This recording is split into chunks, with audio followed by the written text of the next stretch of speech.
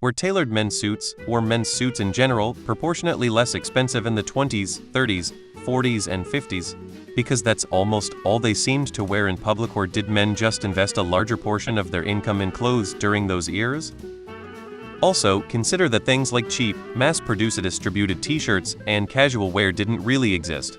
It was probably less a choice than just what was available. People in the past owned less clothes. The clothes were also higher quality and meant to be kept for a very long time. I have 3 well-fitting, tailored suits. I have had good luck buying off the rack, no need to spend more than $500 or so, then spending $100 for a good tailor to get the fit just right. There were some very strict social ideas in those decades about what was expected as far as how you dressed while in public. So a young man past a certain age was to dress in a suit and tie.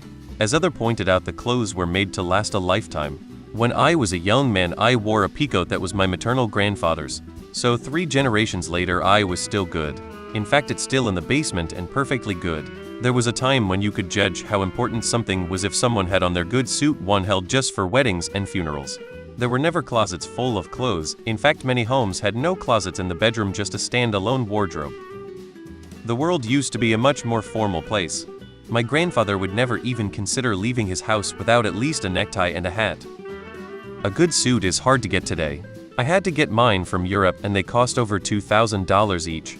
There is a Chinese company that will ship you a suit for a couple $100, but they are crap. Wool suits are actually a bit more durable than people realize, but yes, clothing was more expensive if purchased. However, many women and men knew how to sew. Sewing was actually a key skill among personal servants to fix their employer's clothing.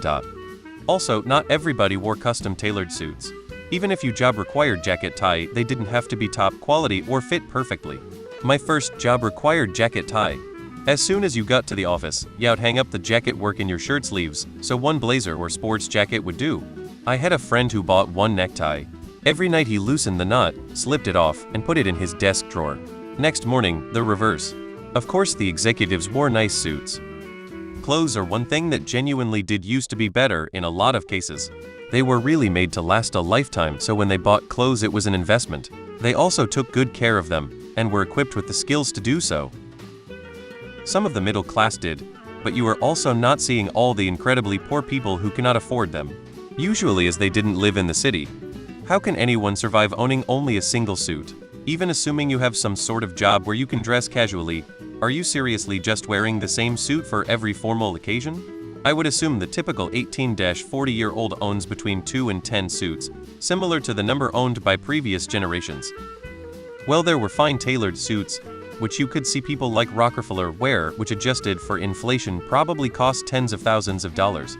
However, poorer people would get much cheaper cloths, which were pretty much the cheapest cloth, and the most basic stitching. However, to us they look like fancy suits because the West feels comfortable wearing pajamas everywhere.